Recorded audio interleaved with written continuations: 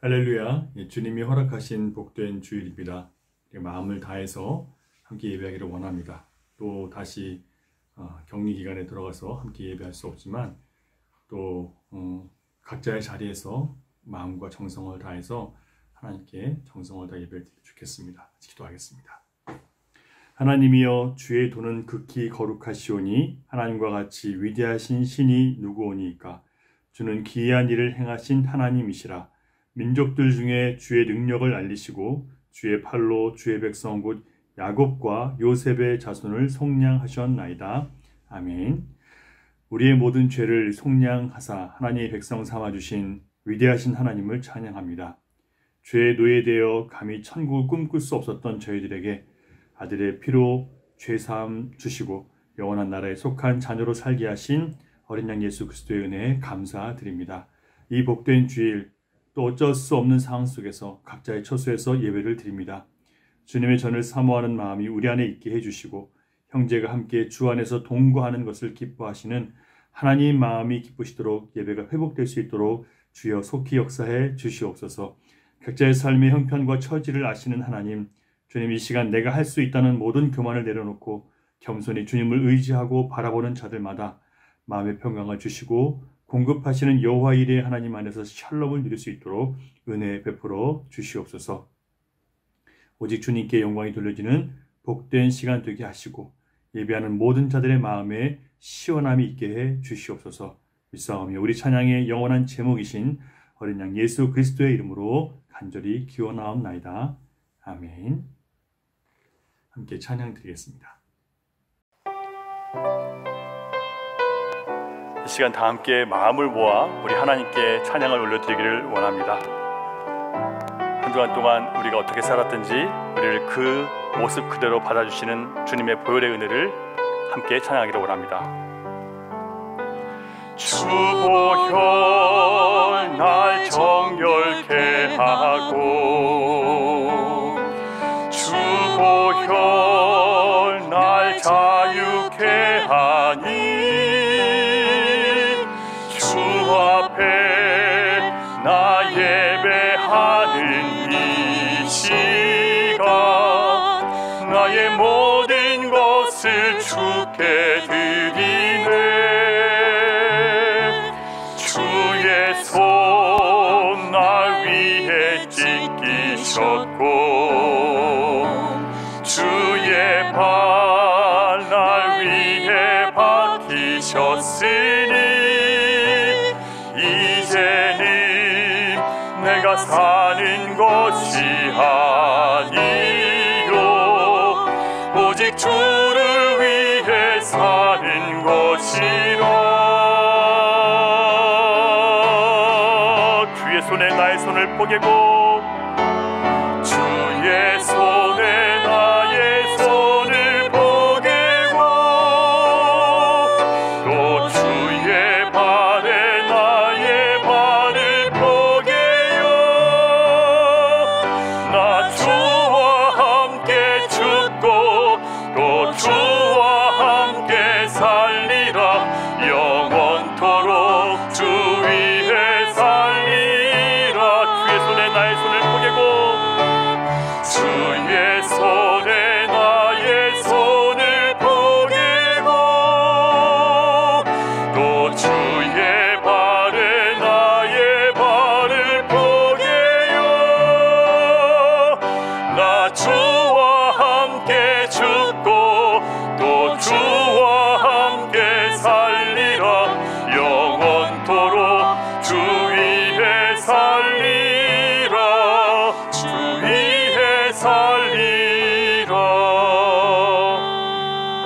여러분, 주님의 은혜를 다시 한번 묵상하며 찬양하기를 원하는데요, 우리가 예수 그리스도의 보혈이 아니고는 우리의 예배는 아무 의미가 없습니다. 우리가 아무리 하나님을 부르짖어도 그리스도의 보혈의 공로가 아니고는, 예수님께서 우리를 아버지와 화목하게 하신 그 은혜가 아니고는 아무 유익도 없습니다.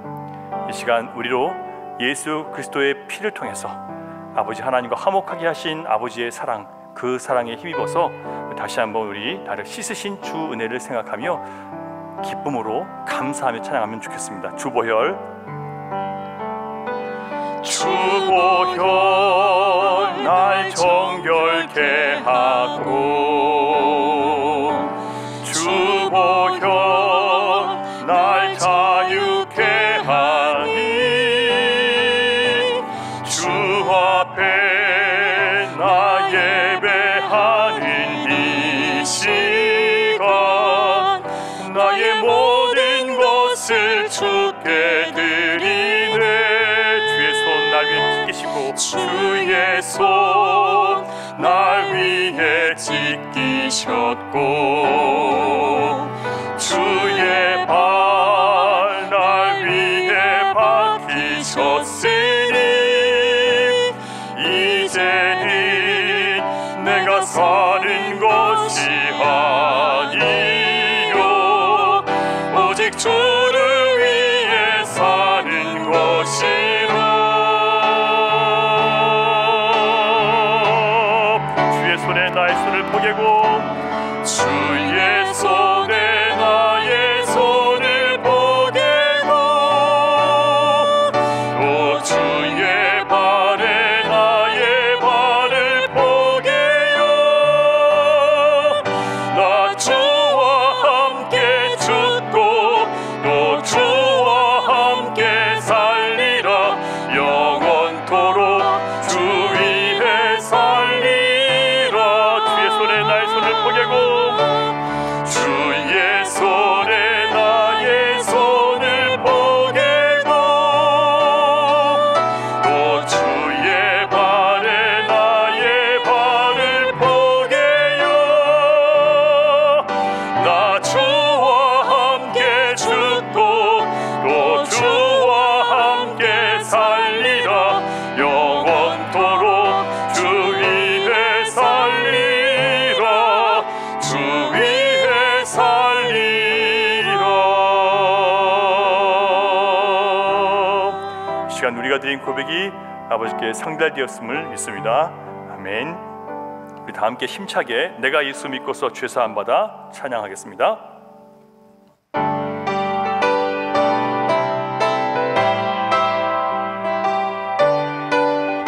힘차게 박수하면서 찬양할까요?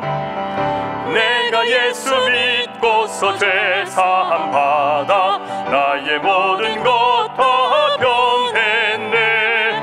지금 내가 가는 길 천국길이요 주의 피로 내 죄가 씻겼네. 나의 모든 것 변하고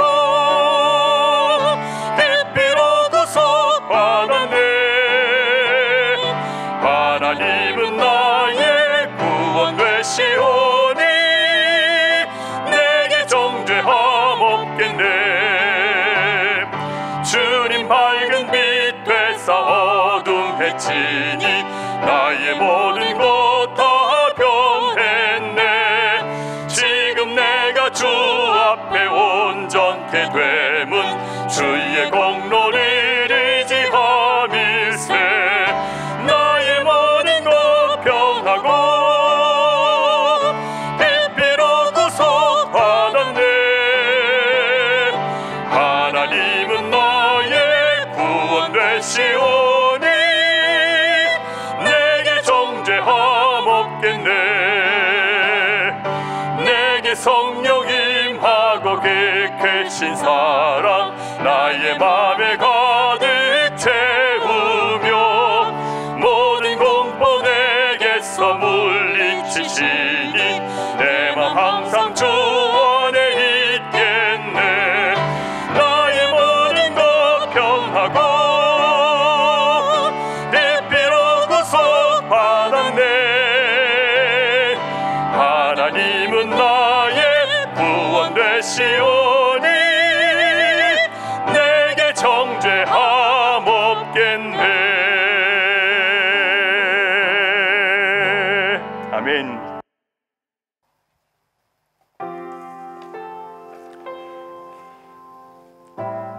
예수 그리스도를 믿는다는 것은 너무나 놀라운 은혜이고 우리 삶에 큰 변화가 나타납니다.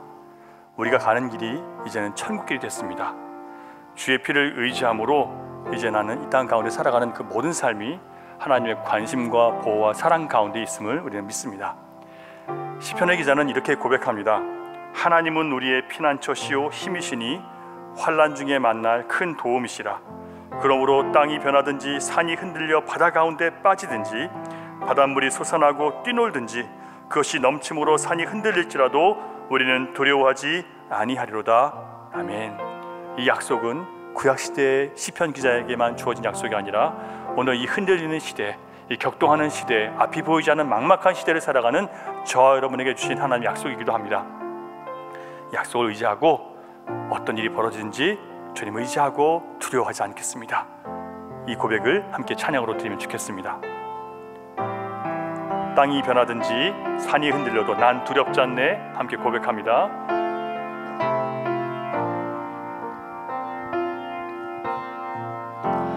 땅이 변하든지 산이 흔들려도 난 두렵지 않네. 바다 솟아나고 폭풍 몰아쳐도 난 두렵지 않네. 만군의 여호와 만군의 여호와 함께 하시니 난 두렵지 않네. 하나님은 우리 피난처 되시니 하나님은 우리 피난처 되시니 두렵지 않네.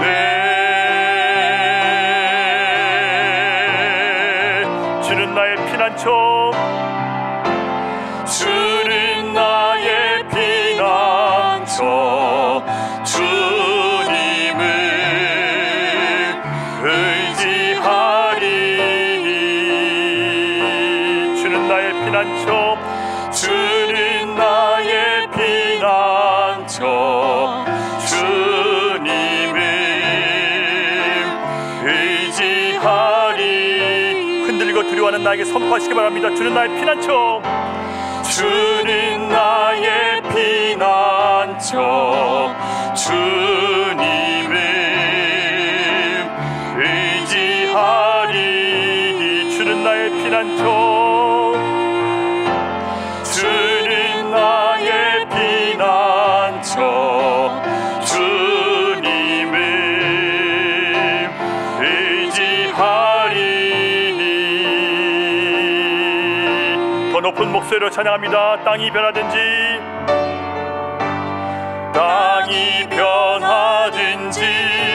산이 흔들려도 난 두렵지 않네. 바다 솟아나고 폭풍 몰아쳐도 난 두렵지 않네. 만군의 여호와 함께 하시니 만군의 여호와 함께 하시니 난 두렵지 않네. 하나님은 우리 피난처 되시니 하나님은 우리 피난처 되시니 두렵지 않네. 내게 호흡 있는 한 주님을 찬양하리. 내게 호흡 있는 한 주님을 찬양하리. 내게 호흡 있는 한, 내게 호흡 있는 한 주님을 찬양하리. 다시 한번 내게 호흡 있는 한 주님을 찬양하겠습니다. 고백하십시오. 내게 호흡 있는 한 주님을 찬양하리. 내게 호흡 있는 한 주님을 찬양하리. 내게 호흡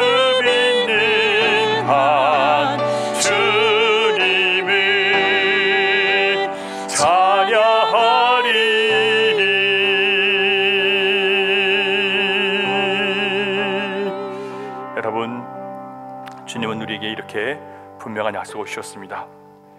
그런데 우리는 보이는 세상 속에서, 보여주는 상황 속에서 막막하고 두렵고 또 낙심하는 마음으로 앞이 보이지 않아서 회복될 기미가 없는 현실의 이 상황 속에서 우리는 자꾸 낙심과 절망이 찾아옵니다. 주님, 우리의 믿음 없음을 용서해 주시고, 그럼에도 불구하고 이 모든 세상을 다스리시는 분은 하나님이시며 만군의 여호와, 세상의 그 어떤 힘도 권세도 능력도 우리를 향한 주님의 사랑을 끊을 수 없다고 약속하셨는데 우리는 또 이렇게 비참하게 흔들고 있습니다. 하나님, 이 시간 우리를 회복시켜 주시고 다시 일으켜 주시고 온전케 해주셔서 우리를 향한 아버지 하나님에게 약속을 붙들고 넉넉히 이겨낼 수 있도록 도와주시옵소서. 어렵고 힘들수록 더 서로를 돌보며 더 서로를 사랑하며 주께서 주신 계명과 그 사랑을 지키기 위해서 내 마음과 삶을 주님 앞에 드리며 주께서 맡겨주신 영혼들을 위해서 내 마음과 사랑을 나눌 수 있는 귀한 성도들 될 수 있도록 하나님 도우시고 함께해 주시옵소서. 우리는 연약합니다. 그러나 주님은 강하십니다. 우리는 지혜가 부족합니다. 그러나 주님은 완전한 지혜를 가지셨습니다. 주님을 의지하고 넉넉히 이기는 모든 성도들 될 수 있도록 주여 은혜 베풀어 주시옵소서. 믿사오니 예수님 이름으로 감사 기도드립니다. 아멘.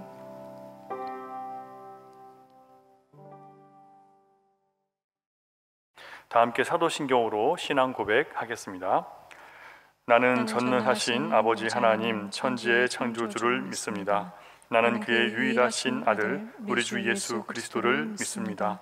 그는 성령으로 잉태되어 동정녀 마리아에게서 나시고 본디오 빌라도에게 고난을 받아 십자가에 못 박혀 죽으시고 장사된 지 사흘 만에 죽은 자 가운데서 다시 살아나셨으며 하늘에 오르시어 전능하신 아버지 하나님 우편에 앉아 계시다가 거기로부터 살아있는 자와 죽은 자를 심판하러 오십니다. 나는 성령을 믿으며 거룩한 공교회와 성도의 교제와 죄를 용서받는 것과 몸의 부활과 영생을 믿습니다. 아멘. 감사하신 하나님, 허락하신 성일, 어지러운 세상 속에 주님 만나기를 원합니다.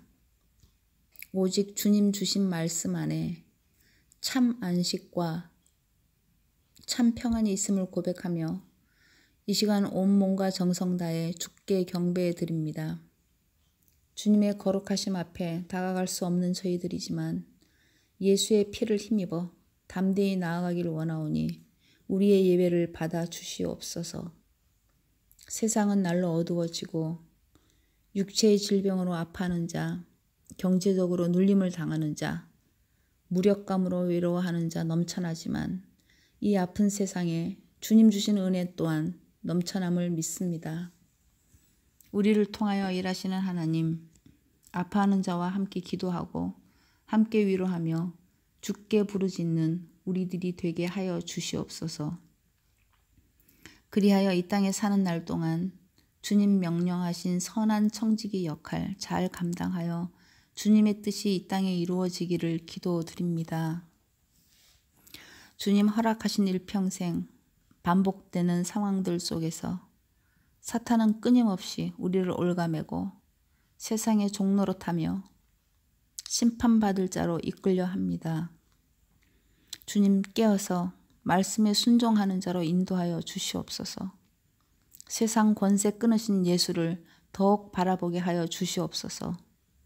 오직 주만 의지하여 믿음으로 나아가는 자 되게 하여 주시옵소서. 주님, 그것을 소망합니다. 믿음 위에 성령의 열매 가득하여 성품이 변화되고 영원한 나라에 넉넉히 들어갈 수 있는 우리 모두 될 수 있게 인도하여 주시옵소서. 주님의 말씀을 사모합니다. 주님을 경외함으로 두렵고 떨리는 마음으로 말씀을 전하시는 이지훈 목사님, 주님 기억하여 주시옵시고 주님의 능력으로 붙들어 주시옵소서.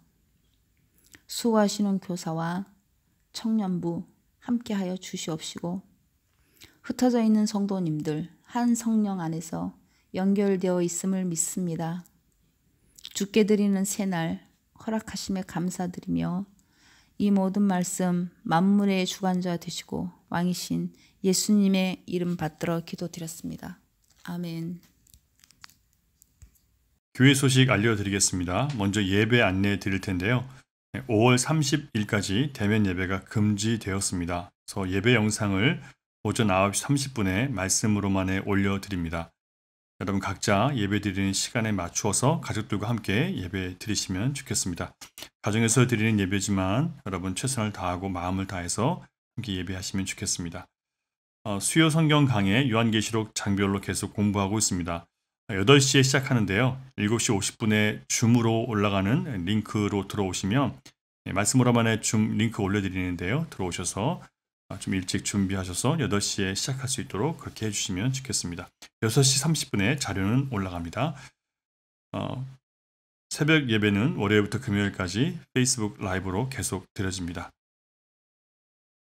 1대1 제자훈련 세미나 광고를 드리겠습니다. 1대1 제자훈련은 총 16주간인데요. 모든 성도들의 필수 교육 과정입니다. 아직 이수하지 못하신 분들은 각 선교회장에게 신청해 주시면 좋겠습니다. 추후에 양육자가 어떤 분이 될지 배정해서 알려드리도록 하겠습니다. 이거는 개인적으로 하시는 거기 때문에 이 격리와 상관없이 할 수 있습니다. 그래서 두 분이 모여서 하시는 것이기 때문에 큰 무리 없이 할 수 있으니까 지금 이렇게 함께 모일 수 없는 이 기간 동안 제자훈련을 통해서 각자의 신앙을 좀 돌아보고 또 계속 성장해 나가는 그런 시간이 되면 좋겠습니다. 꼭 신청해 주시기 바랍니다. 교우 소식입니다. 박석윤 집사님, 김지순 집사님 살다에 있는 아들 집에 방문 중이십니다. 19일 날 출발하셔서 24일 돌아오시는 일정으로 방문 중입니다. 잘 건강하게 다녀올 수 있도록 여러분 기도해 주시기 바랍니다. 주일 헌금 준비해 주신 분들은 김대현 장로님께 연락해 주시기 바랍니다. 이상입니다. 구약성경 창세기 6장 1절로 7절까지 말씀 우리 한 절씩 교독하겠습니다. 사람이 땅 위에 번성하기 시작할 때 그들에게서 딸들이 나니 하나님의 아들들이 사람의 딸들의 아름다움을 보고 자기들이 좋아하는 모든 여자를 아내로 삼는지라. 여호와께서 이르시되 나의 영이 영원히 사람과 함께하지 아니하리니 이는 그들이 육신이 됨이라. 그러나 그들의 날은 120년이 되리라 하시니라. 당시에 땅에는 네피림이 있었고 그 후에도 하나님의 아들들이 사람의 딸들에게로 들어와 자식을 낳았으니 그들은 용사라 고대의 명성이 있는 사람들이었더라. 여호와께서 사람의 죄악이 세상에 가득함과 그의 마음으로 생각하는 모든 계획이 항상 악할 뿐임을 보시고 땅 위에 사람 지으셨음을 한탄하사 마음에 근심하시고 같이 있습니다. 이르시되 내가 창조한 사람을 내가 지면에서 쓸어버리되 사람으로부터 가축과 기는 것과 공중의 새까지 그리하리니 이는 내가 그것들을 지었음을 한탄함이니라 하시니라. 아멘. 요즘 대한민국 20대 30대는 자신의 미래를 보장해 주지 못하는 공부나 직장 생활보다는 주식이나 가상화폐에 미친 듯이 빠져 있습니다. 30대 직장인은 직장에서 받는 월급만으로 결혼해서 함께 살 전셋집을 마련할 수 없는 처지라서 빚을 내서 암호화폐에 투자했다가 최근에 비트코인이 반값으로 폭락하면서 큰 손해를 보았다고 호소합니다. 또 어떤 사람은 처음에는 재미로 호기심으로 시작했는데 수익률이 좋은 것을 보고 더 많은 돈을 끌어다 투자했다는 겁니다. 그러고 나니까 아침부터 자기 전까지 암호화폐 시세만 바라보게 되었다라고 그렇게 이야기합니다. 일확천금을 바라고 자기 미래를 물질로 보장받기 위해서 재산을 끌어모으고 돈을 빌려서 가상화폐나 주식에 투자한 많은 사람들이 엄청난 불안에 시달리고 있습니다. 어떤 사람은 암호화폐가 폭락하자 이때가 기회라면서 오히려 쌀 때 더 많이 투자해서 수익을 늘려가라고 조언하기도 하고요. 또 어떤 사람들은 이렇게 투기 공화국이 되어가는 한국 사회를 걱정하고 또 어떤 사람들은 위험한 줄 알고 들어갔으면 손실도 감당해야 된다라고 다른 사람들에게 책임을 돌리지 말라고 조언하기도 합니다. 또 어떤 사람들은 이런 도박만이 희망이 된 나라가 어떻게 이렇게 되었느냐라고 씁쓸해하기도 합니다. 오늘 말씀에서 우리는 홍수로 멸망을 당하기 직전의 노아 시대와 오늘 우리가 사는 이 시대가 얼마나 닮았는지 발견할 수 있게 됩니다. 말씀을 통해서 우리는 하나님을 떠난 인간들의 번성의 실체가 무엇인지, 또한 세상의 번성의 결과가 하나님의 자녀들에게 어떻게 강력하고 악한 영향을 끼치는지 살펴보고자 합니다. 이것이 중요한 것은 하나님의 백성들은 하나님의 진노 아래에 있는 죄인들의 번성을 부러워하고 그들을 따라가면 안 되기 때문에 그렇습니다. 모든 사람들이 열광하고 좋아하고 거기에 목숨을 거는 것은 결코 하나님이 보시기에 좋은 것이 아님을 우리는 분별해낼 수 있어야 됩니다. 제가 가끔 유튜브 채널 중에서 한때 영적으로 하나님과 친밀하게 지내며 깊은 기도로 시대를 분별하고 하나님의 뜻을 구하던 분이 있었는데 그분이 오랜만에 다시 영상을 올리기 시작하는데요. 갑자기 비트코인에 대해서 영상을 올리기 시작합니다. 비트코인이 마지막 때에 하나님께서 깨어있는 자기 백성들에게 재물의 권세를 주시기 위한 수단이다라고 그렇게 평가를 합니다. 그러면서 계속 비트코인이나 이더리움, 도지코인과 같은 인기 있는 가상화폐에 대해서 이야기하면서 하나님께서 지금은 팔지 말고 더 기다리라고 하셨다고 하면서 지금은 이 코인 가격이 무너졌지만 곧 회복하게 될 것이고 더 크게 상승하게 될 것이니까 안심하라 라고 하나님께서 자기에게 말씀해 주셨다고 그렇게 말을 합니다. 갑자기 이분이 왜 이렇게 됐는지 싶어서 마음이 좋지가 않았습니다. 설령 정말 주님께서 정말 그분에게 비트코인을 사라고 하셨고 그것이 마지막 때에 재물의 권세를 부어주시는 은혜의 통로라 하더라도 그것은 영적 지도자에게 맡겨진 복음은 아닌 것은 분명합니다. 복음은 예수 그리스도를 전하는 것이고 예수 그리스도께서 유일한 희망이고 소망인 것을 전하는 것입니다. 오히려 불나방처럼 암호화폐나 주식시장에 달려들어 그것이 자기 미래를 보장하는 것처럼 투기에 빠진 사람들을 그리스도께 돌아오도록 가르치는 것이 영적 지도자의 역할이라고 생각합니다. 모두가 일확천금을 꿈꾸는 시대이지만 큰 소득이 아니더라도 정직한 소득을 바라도록 가르쳐야 되는 것이 진짜 영적 지도자입니다. 암호화폐나 주식에 투자하는 것이 죄는 아니지만 그러나 욕심이 개입하기 시작하면 그것이 이미 죄가 되며 투기의 위험이 있다는 것은 부인할 수 없습니다. 자, 그렇다면 우리는 하나님을 떠난 인간들의 번성의 실체가 무엇인지 성경을 통해서 살펴보기를 원합니다. 먼저 하나님을 떠난 사람이 누구인가? 이것이 우리가 반드시 알아야 될 필요가 있는 그런 부분입니다. 4장 16절을 한번 찾아보겠습니다. 4장 16절. 여러분 앞에 있는 화면을 보셔도 됩니다. 같이 있습니다. 가인이 여호와 앞을 떠나서 에덴 동쪽 놋 땅에 거주하더니, 바로 여호와 앞을 떠나버린 가인이 바로 하나님을 떠나서 세상에서 번성한 사람들의 조상이라고 할 수 있다는 뜻입니다.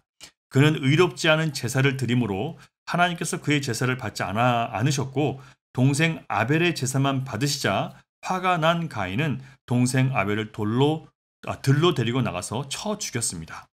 가인은 인류의 첫 번째 살인자가 되어서 하나님의 저주를 받게 되었습니다. 그는 의롭지 않은 제사를 드림으로 하나님께서 그의 제사를 받지 않으셨고 동생 아벨의 제사만 하나님께서 받으시자 화가 난 가인은 동생 아벨을 들로 데리고 나가서 쳐 죽였습니다. 가인은 인류의 첫 번째 살인자가 되어서 하나님의 저주를 받게 됩니다. 그 저주는 밭을 갈아도 땅이 효력을 주지 않고 너는 땅에서 피하며 유리하는 자가 되리라 라는 말씀이었습니다. 그런데 가인은 자기가 동생을 죽인 죄를 회개하기는커녕 오히려 자기가 지은 죄에 비해서 벌이 너무 크다고 하나님께 항의합니다. 그는 만일 자기가 땅에서 유리하다가 다른 사람들이 자기를 만나서 죽이면 어떡하느냐라고 오히려 따집니다. 하나님은 그에게 회개의 기회를 주시기 위해서 아무도 그를 죽일 수 없는 표를 그에게 주셨습니다. 여기서 중요한 것은 가인이 하나님 앞을 떠났다는 사실입니다. 그는 회개의 기회를 날려버린 겁니다. 만일 그가 하나님의 저주대로 계속 땅을 갈면서 살았다면 그가 수고한 만큼의 소득을 얻지 못하기 때문에 늘 이곳저곳 살 곳을 찾아 떠도는 아주 피곤하고 고된 나그네 생활을 해야 했을 것입니다. 그는 밭을 갈 때마다 자신이 하나님 앞에 범죄한 결과가 얼마나 큰지를 알고 마침내 회개했을 수도 있습니다. 그런데 그는 하나님을 떠났습니다. 그것은 하나님을 완전히 잊고 살기로 한 것입니다. 하나님의 저주는 사람으로 하여금 두려워 회개하게 만드는 능력이 있습니다. 그런데 가인은 그 저주마저도 무시해버림으로 회개의 기회마저 완전히 차버리고 말았습니다. 결국 그는 유리방황하는 저주를 받아들이는 대신 놋 땅에 정착을 했습니다. 그리고 거기서 아내와 동침해서 에녹이라는 아들을 낳습니다. 가족이 생기자 그는 성을 쌓습니다. 성을 쌓는 목적은 적의 침입으로부터 자기를 지키기 위해서입니다. 하나님의 보호를 떠난 가인은 스스로 자신을 지켜야 했기 때문에 성을 쌓습니다. 그는 그렇게 하면 자신을 보호할 수 있을 것이라고 믿었던 겁니다. 여러분, 하나님을 떠난 사람들의 특징은 하나님만이 하실 수 있는 생명의 보호를 스스로 자기가 할 수 있다고, 자기가 자기의 생명을 보호하고 자기 가족들의 생명을 지킬 수 있다고 생각하는 것입니다. 성을 높이 쌓으면 자기와 자기 가족들이 지킬 수 있다고 그는 착각합니다. 그가 그렇게 성을 쌓는 것 자체가 하나님을 거역하고 대적하는 것이라는 것을 그는 의식하지 못합니다. 우리가 또 한 가지 여기서 궁금한 것은 가인의 가족과 후손들은 땅을 일구어도 효력을 얻지 못하게 되었는데 어떻게 땅에 정착할 수 있었을까요? 우리는 그의 후손들의 삶을 통해서 가인이 어떻게 생존할 수 있었는지를 추측해 볼 수 있습니다. 창세기 4장 19절을 보면요, 가인의 5대 후손 라멕이라는 사람이 등장합니다. 그는 처음으로 두 사람이 한 몸을 이루라고 하신 하나님 말씀을 거역하고 아내 둘을 두었고 세 아들을 낳습니다. 우리는 라멕의 세 아들의 삶을 통해서 땅으로부터 저주받아 곡식을 얻을 수 없었던 가인의 후손들이 어떻게 여호와 하나님을 떠나지 않았던 셋의 후손들보다 더 강력한 성을 세우고 더 화려한 문화를 이뤄내고 더 부유했는지를 알 수 있는 힌트를 찾아볼 수 있습니다. 라멕의 첫째 아들은 야발인데요. 그는 장막에 거주하면서 가축을 치는 자의 조상이 되었다고 했습니다. 장막에 거주했다는 것은 그가 성에 거주하지 않고 들에 나가서 소와 양, 염소를 키우면서 살아가는 목축업을 했다는 뜻입니다. 열심히 일해서 가족들을 부양하는 역할을 했고요. 그는 나름대로 살 길을 찾은 것입니다. 둘째 아들 유발은 수금과 퉁소를 잡는 자의 조상이라고 했습니다. 이는 음악가로 세상을 더 즐겁게 하고 삶을 아름답게 해주는 역할입니다. 여기서 우리는 하나님을 떠난 자들도 하나님이 주신 음악적 재능 안에서 자기들의 마음을 표현하고 기쁘고 슬픈 감정들을 표현하면서 마음을 즐겁게도 하고 마음을 달래기도 했다는 것을 알 수 있습니다. 그들은 문화적으로 큰 발전을 이뤘다는 뜻입니다. 셋째 아들은 두발 가인인데요. 그는 구리와 쇠로 갖가지 필요한 기구들을 만들었다고 했습니다. 그가 만든 기술은 성을 지키기 위한 기구들이나 각종 전쟁 무기를 만들었던 것으로 볼 수 있습니다. 살인자 가인의 후손들은 이렇게 구리와 쇠로 강한 무기를 만들어서 주변 사람들을 찾아가 싸워서 빼앗는 호전적인 사람이었다는 것을 알 수 있습니다. 바로 두발 가인의 아버지 라멕이 어떤 사람인지 그의 노래를 통해서 알 수 있는데요. 창세기 4장 23절을 보겠습니다. 창세기 4장 23절 같이 있습니다. 그는 나의 상처로 말미암아 내가 사람을 죽였고 나의 상함으로 말미암아 소년을 죽였도다. 그러니까 여기서 그는 라멕은 나의 상처로 말미암아 내가 사람을 죽였고 나의 상함으로 말미암아 소년을 죽였다라고 노래를 지어서 아내들 앞에서 불러줍니다. 라멕은 살인자의 후손답게 구리와 쇠로 강력한 무기를 만들어서 다른 사람들을 죽여서 소유를 빼앗고 자기의 땅을 넓히고 재산을 늘렸던 난폭하고 잔인한 사람이라는 것을 알 수 있습니다. 그리고 그는 그것을 자랑처럼 떠벌리고 교만하게 자기 아내들과 자식들 앞에서 노래를 지어 불렀던 것입니다. 이처럼 하나님은 살인자 가인에게도 살 기회를 주셔서 회개할 수 있도록 하셨는데 그들은 그 하나님 주신 은총과 재능을 가지고 오히려 이 땅에 살아가면서 더 많은 것들을 개발하고 만들어내면서 자기들을 위해서 더 악한 삶을 살아가게 됩니다.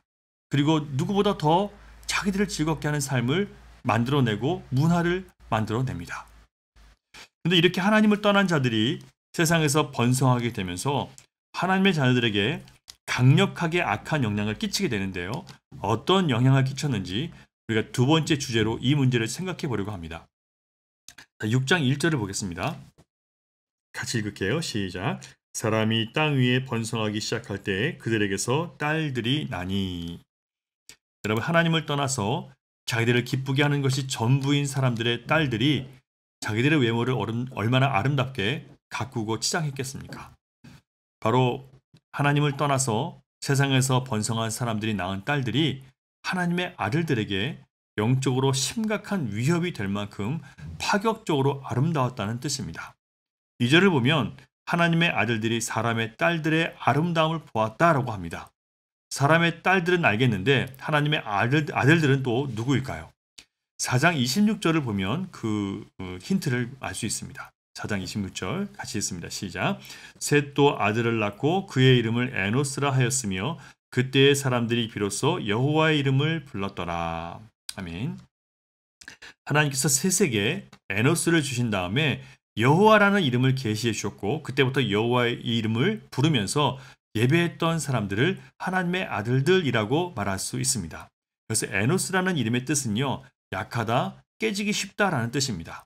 셋이 아들을 낳았는데 그 아들을 보면서 그는 하나님의 은혜가 없는 인생이 얼마나 무력하고 무능한 존재인지를 깨달았다는 거예요. 그래서 아들의 이름을 깨지기 쉬운 약한이라는 별로 멋없는 이름을 지었습니다. 그렇게 한 인생이 전적으로 무력한 존재인 것을 깨닫고 하나님을 예배하기로 할 때, 하나님을 의지할 때 하나님은 그에게 연약하고 무력한 인생을 살게 하시는 분이 바로 여호와이심이라는 것을 계시해 주셨던 것입니다. 따라서 하나님을 떠난 가인의 후손들이 사람의 딸들이라면 반대로 하나님께 희생 제사를 드리면서 범죄한 죄를 회개하며 살았던 아담과 하와의 아들 셋의 후손들이 바로 하나님의 아들들이 될 것입니다. 이렇게 해석하는 것이 문맥에 가장 어울립니다. 자, 그런데 생각해 보세요. 이렇게 하나님 앞에서 자기 영혼을 겸손히 돌아보며 보이지 않는 하나님을 섬기며 살던 자들이 갑자기 매력적이고 아름다운 외모를 가진 여인들이 길에 돌아다니기 시작할 때 여러분 어떤 일이 벌어졌겠습니까? 이미 사람은 보암직하고 먹음직하고 곧 안목의 정욕과 육신의 정욕에 넘어진 전력이 있는 존재들입니다. 보이지 않는 하나님을 예배하며 묵상하던 자들에게 사람의 아름다운 딸들이 나타났을 때 그들 안에 일어난 안목의 정욕은 너무나 강력했을 것입니다. 결국 여호와를 부르며 살던 하나님의 아들들이 사람의 딸들의 아름다움을 보고 무너져서 자기들이 좋아하는 모든 여자를 아내로 삼기 시작했다고 했습니다. 하나님을 떠나서 자기를 즐겁게 하고 자기를 더욱 강하게 하기 위해서 온갖 세상적인 힘과 기술, 문화들을 만들어낸 사람들과 오직 하나님을 기쁘시게 하기 위해서 자신의 재능을 들인 자들이 이 죄악된 세상에서 격돌하면 누가 이기겠습니까? 당연히 화려하고 감각적이고 자극적인 세상 문화를 만들어낸 사람들이 훨씬 더 좋아 보일 수밖에 없는 거예요. 그래서 하나님의 아들들이 세상에서 번성한 자들의 아름다움을 보고 눈에 보이고 마음에 원하는 대로 따라갈 수밖에 없었던 것입니다.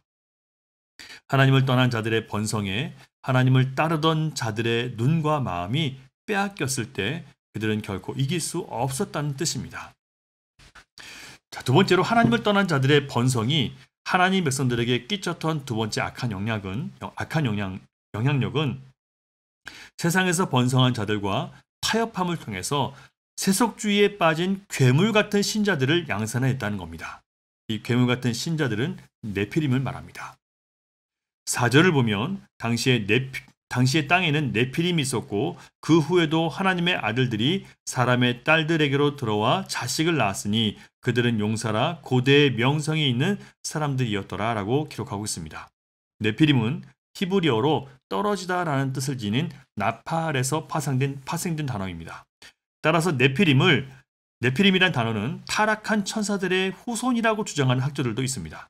하지만 구약을 헬라어로 번역한 70인역 성경을 보면 장부 또는 거인의 의미인 기간테스로 번역되어 있습니다. 따라서 네피림을 타락한 천사나 혹은 천사와 인간 사이에 혼혈적으로 보지 않고 신체 특성상 용맹한 장사나 거인으로 해석하는 것이 더 맞다고 볼 수 있습니다. 또한 네피림이라는 단어는 도덕적인 특성을 표현하기도 하는데요. 무업자, 난폭한 사람, 살인자, 가해자 등의 악한 속성을 가진 사람을 네피림이라고 불렀습니다. 따라서 하나님을 떠나서 세상에서 번성한 사람들의 딸들과 하나님의 아들들인 셋의 후손을 통해서 낳은 자녀들은 육체적인 능력은 대단했지만 영적으로는 타락한 이상한 혼혈족이 탄생하게 되었다는 뜻입니다. 성경을 보면 하나님은 네피림을 아주 싫어하십니다. 그래서 거인 자손을 반드시 죽이도록 명령하십니다. 그런데 여러분, 용맹한 장사이며 거인인 것이 무슨 잘못이 있겠습니까? 그렇게 태어난 것이 무슨 잘못이냐 말이에요. 그런데 여러분, 거기에는 영적인 의미가 있습니다. 블레셋 거인 장군 골리앗과 당시 목동이었던 소년 다윗의 이야기를 한번 생각해 보세요. 하나님의 이름을 모욕하고 비웃었던 블레셋의 거인 골리앗을 소년 다윗의 손으로 하나님께서 치셔서 그에게 치욕을 안겨주셨습니다. 이 사건은 하나님께서는 자기의 신체적인 힘을 믿고 교만해서 사람들을 두렵게 하고 자기에게 복종하게 만들었던 이 타락한 자들을 가증하게 여기시고 미워하신다는 뜻이 담겨 있습니다. 이처럼 하나님을 떠난 타락한 자들이 세상에서 부귀영화를 누리고 외모의 아름다움을 지녔고 누구보다 더 사람을 재밌고 즐겁게 해주면서 헛된 위로를 주는데 탁월한 능력을 가졌다는 거예요. 그래서 온 세상은 그들에게 마음이 빼앗겨버립니다. 그리고 하나님으로부터 점점 멀어지는 거예요. 그 결과가 얼마나 강력한지 5절을 읽어보겠습니다. 5절 같이 읽습니다. 시작. 여호와께서 사람의 죄악이 세상에 가득함과 마음으로 생각하는 모든 계획이 항상 악할 뿐임을 보시고. 여러분, 하나님을 떠난 자들이 세상에서 번성하면 번성할수록 또 하나님을 떠난 자들과 또 하나님의 아들들이었던 사람들이 하나가 되어서 이상하게 알 수 없는 괴물과 같은, 육적으로는 대단한 능력이 있지만 영적으로는 너무나 보잘것없는 그런 사람들이 생기면서 하나님께서 차마 보실 수 없을 만큼 세상은 어린아이부터 죽음을 앞둔 노인들까지 정말 타락하게 된 거예요. 하나님을 무시하고 외면하고 대적하는 악한 세상에 동참하게 되었다는 뜻입니다. 2011년 차별금지법이 제정된 스웨덴에서 3살짜리 아직 아무것도 모르는 여자아이에게 인터뷰한 영상이 있어서 제가 보았습니다. 인터뷰하는 사람이 묻습니다. 너는 여자니 남자니? 라고 물으니까 그 여자아이가 자기는 여자라고 대답합니다. 여자아이니까요. 그러자 옆에서 아빠가 묻습니다. 사람들이 너더러 만약에 남자라고 부르면 넌 뭐라고 대답할래?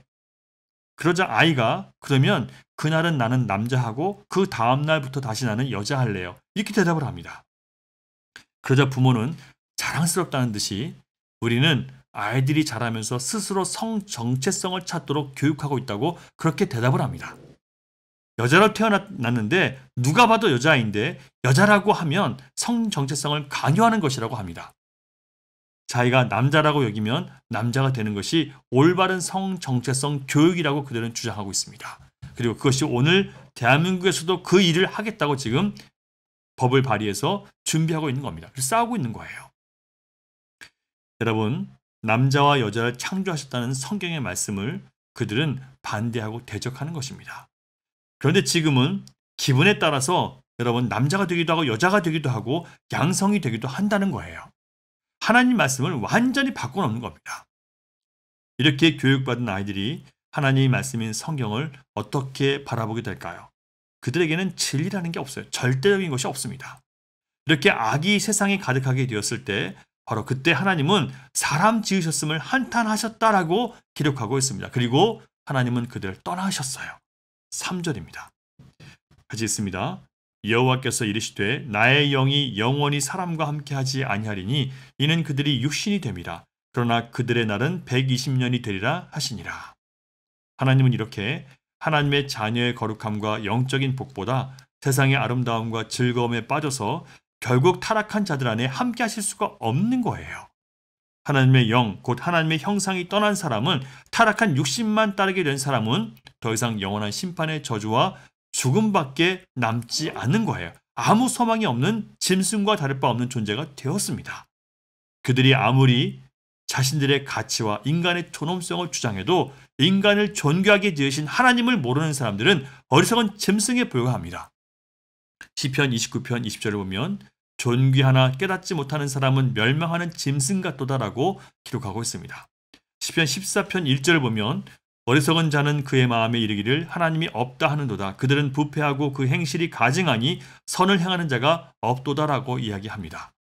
여러분, 하나님의 존재를 무시하는 자들, 그들은 점점 더 부패하고 행실이 가증한 삶을 살 수밖에 없게 되는 거예요. 그리고 그런 현상들이 오늘 점점 급격하게 오늘 이 시대에 일어나고 있습니다. 그래서 유명한 지성인인 조던 피터슨 교수는 신이 없다고 믿는 사람들이라도 만일 그들이 신이 있는 것처럼 행동한다면 도덕적인 타락에서 세상을 조금이라도 더 지켜줄 수 있을 것이라고 주장합니다. 여러분, 하나님을 떠난 자들의 특징은 이처럼, 첫째, 라멕처럼 자기의 즐거움을 위해서 아내를 열어두는 것입니다. 이것은 그가 성적으로 문란했다는 거예요. 육신의 쾌락을 최고의 것으로 누리는 그 최고의 가치로 여겼다는 거예요. 두 번째로, 그는 자기를 즐겁게 하는 노래에 빠져 있었습니다. 세상의 모든 문화적인 컨텐츠를 즐길 때 오직 자기의 즐거움을 위해서 사용하는 사람들, 바로 하나님을 떠난 가인의 후손이고 라멕의 후손입니다. 셋째로, 하나님을 떠난 자는 자기를 과시하기 위해서 돈이나 권력, 외모와 배경을 무기로 삼아서 남을 억누르고 그 위에 군림하는 것입니다. 이들이 바로 살인자 가인의 후손이고 라멕의 후예들입니다. 그들이 아무리 세상에서 번성한다 하더라도 이렇게 신체적인 능력이 극대화된 사람들이 그들이 누리는 부와 명성을 가지고 온갖 사치와 세상의 쾌락을 누리면서 아직 유혹받지 않은 사람들과 그리스도를 따르는 사람들을 유혹한다 하더라도 결국 그들은 하나님의 심판 가운데 들어갈 수밖에 없는 거예요. 그들은 점점 더 하나님으로부터 멀어지고 진리로부터 멀어지게 됩니다. 그리고 사람들을 그렇게 이끕니다. 그 결과 여호와의 영이 떠났고 그들의 날은 120년이 되리라는 최후 심판의 경고를 듣게 됩니다. 이 말은 이제 120년 후에 지면에서 너희를 쓸어버리겠다는 홍수 심판의 경고입니다. 여러분, 지금 우리가 사는 이 시대가 바로 홍수 심판 전의 모습과 너무나 비슷한 상태입니다. 자기를 즐겁게 하기 위해서 무슨 짓이든 할 수 있는 시대. 눈에 보기 좋고 몸이 원한다면 무엇인지 죄가 아니고 그것은 개인의 취향이고 옳고 그름은 괜히 판단하는 것이라고 그렇게 주장하는 시대에 살고 있습니다. 철저하게 인본주의적이고 철저하게 적그리스도적이며 자의적인 자기의 판단에 모든 것이 달려있다고 그렇게 주장하고 있는 시대에 살고 있습니다. 이런 세상을 보시면서 하나님은 사람 지으셨음을 한탄하고 근심하고 계십니다. 홍수 심판 때 120년이라는 시간을 기다려 주셨습니다. 그것은 노아로 하여금 방주를 지을 시간, 곧 구원 얻을 자들이 구원의 방주 곧 예수 그리스도 안에 거하는 삶을 배우는 믿음의 연단의 시간이었고 동시에 홍수에 쓸려갈 죄인들에 대한 마지막 회개의 기회였습니다. 지금 우리가 사는 이때도 그런 때입니다. 여러분, 하나님을 떠난 자들의 번성을 부러워하지 마시기 바랍니다. 그들이 이런저런 것들을 해서 이런저런 것에 투자해서 떼돈을 벌었다라는 그런 얘기들 여러분 듣고 따라가지 마십시오. 그들이 세상에서 아무리 부유하고 영화롭고 사람들에게 인기와 명성을 얻고 실컷 자기를 기쁘게 하며 세상을 즐기며 산다고 해도 여러분 마음 빼앗기지 마시기 바랍니다. 가인의 후예들 홍수에 다 쓸려간 것처럼 마지막 불로 시험하실 때 하나님을 떠나서 번성한 자들도 다 타버리고 사라질 것입니다. 사랑하는 여러분, 하나님을 떠난 사람들의 즐겁게 사는 것 부러워하지 마시기 바랍니다. 그들은 자기들을 즐겁게 하기 위해서 노래를 부르지만 우리는 우리에게 구원을 주신 하나님을 노래합니다. 이 찬양은 천국에서도 영원히 부르게 될 것입니다. 그들의 노래는 지옥의 부르짖음이 될 것이고 우리의 찬양은 영원히 부르게 될 것입니다. 우리의 찬양이 그들의 노래를 이길 것입니다. 여러분, 하나님을 떠난 자들의 무기가 아무리 날카롭고 강해서 우리를 압도한다고 해도 주님의 말씀을 이길 수 있는 능력이 그들에게는 없습니다. 사무엘상 17장 45절 말씀을 같이 읽습니다. 화면을 보시기 바랍니다. 다윗이 블레셋 사람에게 이르되 너는 칼과 창과 단창으로 내게 나아오거니와 나는 만군의 여호와의 이름 곧 네가 모욕하는 이스라엘 군대의 하나님의 이름으로 네게 나아가노라. 아멘. 만군의 여호와의 이름을 이길 칼과 창과 단창이 세상에는 없습니다.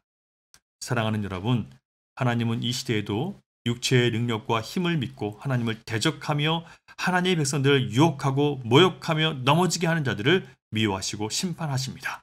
아직 120년 회개할 자를 기다리시는 동안 우리는 에노스처럼 내가 약하고 깨지기 쉬운 존재임을 빨리 깨달아야 됩니다. 하나님의 은혜 없이 살 수 없는 자라는 것을 우리는 깨달아야 됩니다. 여러분이 이미 그러하시다면 여러분이 진짜 은혜 받은 자이며 진짜 복 받은 자들입니다. 이 말씀을 붙들고 한 주간 하나님을 떠난 자들의 번성보다 세상에서는 멸시받으셨지만 저 하나님 나라에서는 가장 높은 보좌에 앉으신 예수 그리스도의 이름을 붙들고 여러분 승리하는 저와 여러분 될 수 있기를 주님의 이름으로 축원합니다. 기도하겠습니다. 하나님 아버지 감사합니다. 세상은 눈에 보이는 것들로 자기들을 기쁘게 하고 눈에 보이는 힘과 영광으로 자기들을 높이며 그것을 통해서 자기들의 힘을 자랑하고 세상의 인기와 영광을 누리며 살아갑니다. 그래서 많은 사람들이 그것을 따라가며 마음을 빼앗겨서 하나님으로부터 점점 멀어지고 있는 시대에 우리는 살고 있습니다. 진리를 거짓이라고 말하고 빛을 어둠이라고 말하는 그런 악한 세대 가운데 우리는 살고 있습니다. 음란한 세상 가운데 살고 있습니다. 많은 사람들이 그 눈에 보이는 것에 마음을 빼앗기고 살고 있습니다. 그러나 우리 주님의 백성들은 눈에 보이는 것을 따르지 않고 하나님 말씀을 붙들고 주님께서 우리에게 말씀해 주시는 그 능력을 붙들고 오늘도 내가 약한 자 에노스인 것을 알고 주님의 은혜 없이 살 수 없는 존재인 것을 알고 주님만 붙들고 주님 음성만 들으며 나아가기를 원합니다. 하나님 주의 음성을 듣고 오늘도 주님의 길을 따라가는 하나님의 모든 자녀들에게 견딜 수 있는 힘과 분별할 수 있는 능력과 이길 수 있는 지혜를 더해 주시옵소서. 믿사오며 예수님 이름으로 간절히 기도드립니다. 아멘. 다 함께 결단의 찬양 감사해요 깨닫지 못했었는데 찬양 드리겠습니다.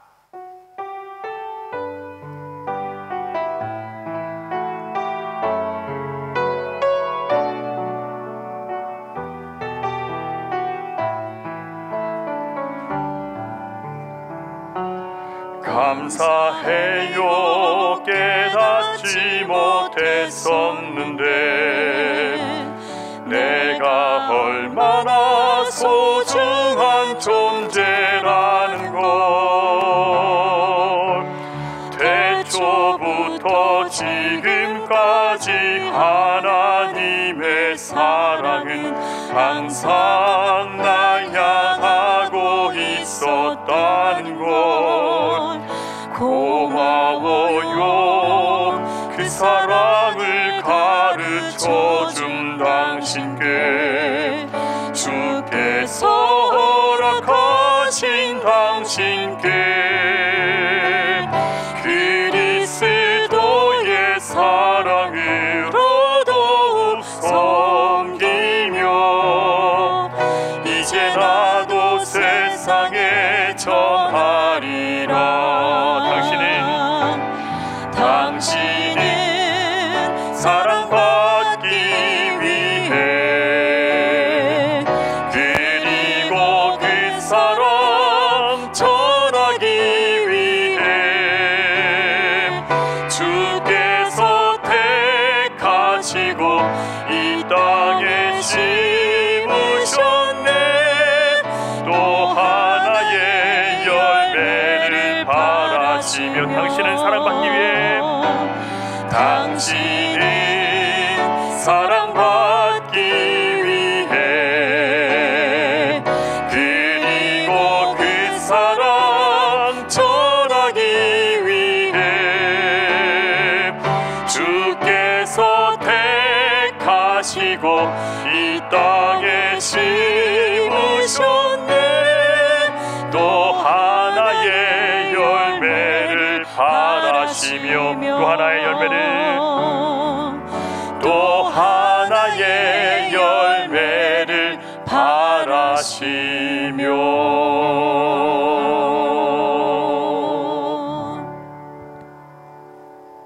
다 함께 축도하심으로 예배 마치겠습니다. 이제는 우리 구주 예수 그리스도의 크신 은혜와 아버지 하나님의 극진하신 사랑과 성령님의 감화 감동 교통 역사 위로 인도하심이 이제 하나님을 버린 자들이 세상에서 번성하여 아무리 영화를 누리고 부귀를 누린다 하더라도 그것을 바라보며 부러워하지 않게 하시고 오직 예수 그리스도 안에서 하나님 말씀을 따라 겸손히 살아가는 것의 기쁨과 자유를 알게 하시고 그것을 따라가기로 결단하는 사랑하는 주님의 자녀들의 머리 위와 그들의 가정과 일터와 미래 가운데 흩어져 있는 열방의 교회와 선교지 가운데 이제로부터 영원토록 함께 하시기를 간절히 축원하옵나이다. 아멘. 예, 예배 마쳤습니다. 한 주간 동안 여러분 건강 잘 지키시고 주님의 은혜 안에서 잘 누리며 기쁨으로 사람들에게 위로와 힘이 될 수 있는 한 주간 되면 좋겠습니다. 주님만 바라보며 승리하는 저와 여러분 되기를 축복합니다. 감사합니다.